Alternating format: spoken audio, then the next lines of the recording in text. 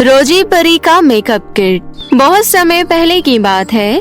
कीर्ति नाम की एक लड़की अपनी सौतेली माँ पूनम के साथ रहती थी। कीर्ति के माँ के जाने के बाद उसके पिता ने पूनम से दूसरी शादी कर ली थी। लेकिन 4 सालों बाद कीर्ति के पिता की भी मृत्यु हो जाती है, जिसके बाद से कीर्ति की सौतेली माँ उसे बहुत परेशान करती थी। कीर्ति दिखने में भी खूबसूरत नहीं थी, जिसकी वजह से पूनम उसे और भी नापसंद करती थी।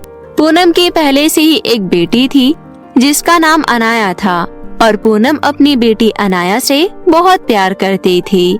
अनाया दिखने में बहुत गोरी और खूबसूरत थी। पूनम कीर्ति के साथ नौकरों की तरह व्यवहार करती थी और उसे घर का सारा काम करवाती थी।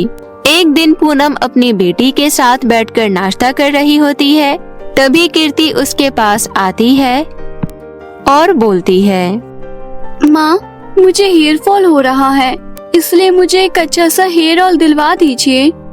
क्यों मनुष्य, पैसे क्या पेड़ पर उगते हैं जो मैं तेरे पर पैसे खर्च करूं? तेरे 2 या 4 बाल झड़ रहे हैं तो इसमें मैं क्या करूं? तुझे मेरे से 1 भी रुपया नहीं मिलेगा, समझी? प्लीज माँ, हेयर ऑयल दिलवा दीजिए ना। अब तो जा यहाँ से, वरना सुबह सुबह पिटाई खा लेगी। तभी अनाया बोलती है, मम्मी, मुझे अपने दोस्तों के साथ शॉपिंग करने के लिए एक बड़े से शॉपिंग मॉल जाना है, इसलिए आप मुझे पैसे दे दो। हाँ हाँ, क्यों नहीं। मेरे बच्चे को मेरे से पैसे चाहिए और मैं उसे ना दूं, ऐसा कभी हो सकता है क्या? ले मेरी प्यारी बच्ची, 15,000 रुपए, जो लेना है खरीद लियो। ये सब देखकर कीर्ति को बहुत बुरा लगता है और वो बोलती है, माँ, अभी तो आपने मुझे हेयर ऑयल तक के लिए पैसे नहीं दिए और अनाया को शॉपिंग के लिए 15,000 रुपए दे दिए। क्या 15,000 रुपए पेड़ पर उगते हैं क्या? घर की एक एक चीज पर जितना हक अनाया का है, उतना हक मेरा भी है। फिर आप मेरे से इस तरह भेदभाव क्यों करती हो? चुप कर, ज्यादा जुबान चलने लगी है तेरी। लगता है 2 दिन पहले की पिटाई भूल गई है। इतना बोलकर पूनम कीर्ति की पिटाई करने लगती है। पिटाई करने के बाद पूनम कीर्ति से कहती है, आज के बाद कभी भी खुद के बराबरी मेरी बेटी से मत करियो, वरना तेरा इससे भी बुरा हाल करूंगी। कीर्ति रोते हुए अपनी दोस्त सिया के घर जाती है। सिया कीर्ति की बहुत अच्छी दोस्त थी।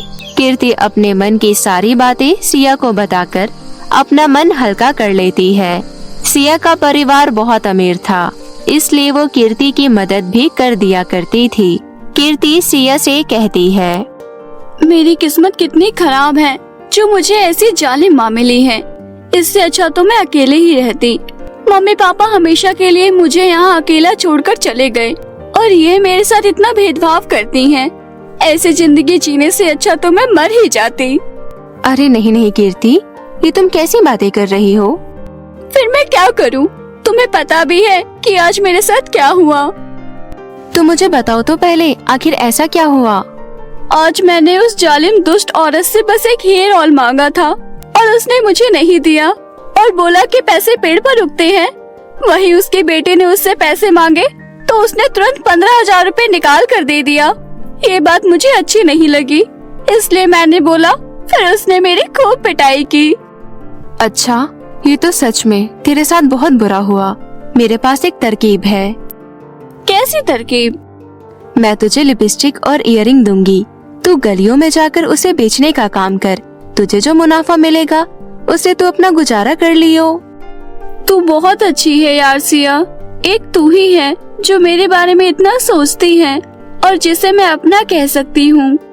इतना बोलकर कीर्ति सिया को गले से लगा लेती है।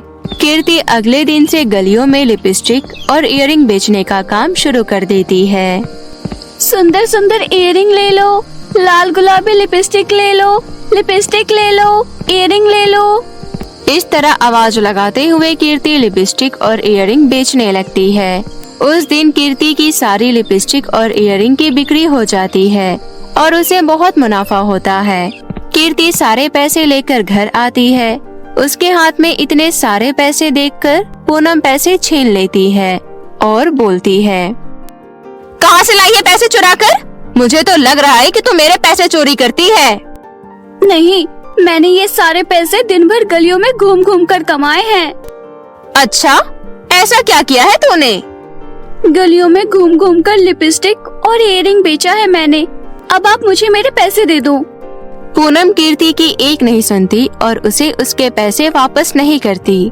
ऐसे ही कीर्ति अब हर दिन गलियों में जाकर लिपस्टिक और इयररिंग बेचना शुरू कर देती है। ऐसे ही सब कुछ चल रहा होता है। एक दिन कीर्ति मार्केट जा रही होती है, तभी रास्ते में उसे एक बूढ़ी औरत मिलती है और बोलती है, बेटी, मुझे बहुत जोर से प्यास लग रही है, क्या तुम मेरे लिए पानी ला सकती हो? हाँ माँ जी, आप यहीं रुकिए, मैं अभी आपके लिए पानी लेकर आती हूँ। इतना बोलकर कीर्ति एक छोटे से बोतल में पानी लेकर आती है और बूढ़ी अम्मा को पिला देती है। पानी पीने के बाद बूढ़ी अम्मा बोलती है, तुम बहुत अच्छी हो बेटी, मैं बहुत देर से पानी मांग रही थी, लेकिन किसी ने मुझे पानी नहीं दिया और सबने मेरी बातों को अनसुना किया। कोई बात नहीं माँ जी, अच्छा अब मैं चलती हूँ। इतनी धूप में कहाँ जा रही हो बेटी? और तुम्हारे कपड़े भी बहुत फटे पुराने लग रहे हैं। अगर कोई परेशानी है तो तुम मुझे बता सकती हो। बूढ़ी औरत की बात सुनकर कीर्ति उसे सारी बातें बता देती है। कीर्ति की बातें सुनने के बाद बूढ़ी औरत बोलती है, ऐसी दुष्ट जाली माँ भगवान किसी को ना दे। इतना कहकर बूढ़ी अम्मा अचानक एक परी के रूप में बदल जाती है। बूढ़ी अम्मा को परी के रूप में बदलते हुए देखकर कीर्ति हैरान हो जाती है और बोलती है, अरे आप तो परी हो। हाँ बेटी, मैं रोजी परी हूँ। मैं अक्सर यूं ही बूढ़ी औरत का रूप लेकर पृथ्वीलोक पर आया करती हूँ। आज मैं तुम्हें एक जादुई मेकअप किट दूंगी, जिसके बाद तुम्हारी सारी परेशानी दूर हो जाएगी। रोजी परी के इतना कहती ही वहाँ एक जादुई मेकअप किट प्रकट हो जाता है। बेटी, ये जादुई मेकअप किट है। इस जादुई मेकअप किट के इस्तेमाल करने के बाद तुम बहुत खूबसूरत हो जाओगी और ये जादुई मेकअप किट तुम्हारी सारी इच्छा पूरी करेगा। इस बात का ध्यान रखना कि ये जादुई मेकअप किट किसी लालची हाथ में नहीं जाना चाहिए। रोजी परी को धन्यवाद करके कीर्ति जादुई मेकअप किट लेकर घर आ जाती है और उसका इस्तेमाल करती है। जादुई मेकअप किट के मेकअप से कीर्ति हमेशा के लिए सुंदर हो जाती है। अपने आप को इतना खूबसूरत देखकर कीर्ति को अपनी आंखों पर भरोसा नहीं होता। कीर्ति दौड़ते हुए सिया के पास जाती है और उसे सारी बातें बता देती है। कीर्ति की बात सुनकर सिया बहुत खुश होती है। अरे वाह कीर्ति, ये सब तो बहुत अच्छा हुआ।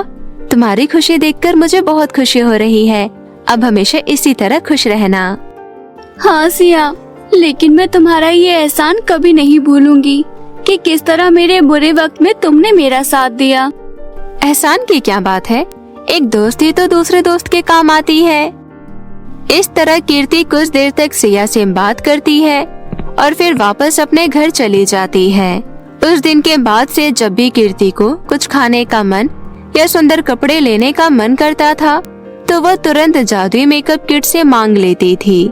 कीर्ति की जिंदगी बहुत खुशहाल तरीके से बीत रही होती है। एक दिन अनाया पूनम से कहती है, मम्मी, मुझे कुछ गड़बड़ लग रही है। मैं कुछ दिनों से नोटिस कर रही हूँ कि कीर्ति बहुत खुश रहती है और अब तो ये दिखने में भी इतनी खूबसूरत हो गई है। हम दोनों उस पर कितना अत्याचार करते हैं, लेकिन उस पर तो कोई असर ही नहीं होता है। आखिर पता तो लगाना ही होगा कि उसके पास ऐसी क्या चीज है जो वो इतनी खुश रहती है। उस दिन के बाद से दोनों माँ बेटी कीर्ति पर नजर रखने लग जाती है और कुछ ही दिनों में दोनों को जादुई मेकअप किट के बारे में पता चल जाता है। अनाया कीर्ति के पास जाती है और उसे जादुई मेकअप किट छीन लेती है। उसके बाद अनाया जादुई मेकअप किट का इस्तेमाल करती है। जादुई मेकअप किट का मेकअप लगाते ही अनाया काली बदसूरत हो जाती है। अपनी इतनी बदसूरत शक्ल देखकर अनाया बहुत रोती है, लेकिन अब कुछ नहीं हो सकता था क्योंकि उसे उसके लालच की सजा मिली थी। अपनी बेटी का ऐसा हाल देखकर पूनम को भी सबक मिल जाता है और उस दिन के बाद से दोनों माँ बेटी कभी भी कीर्ति को परेशान नहीं करती और कीर्ति अपना हंसी खुशी जीवन व्यतीत करने लगती है।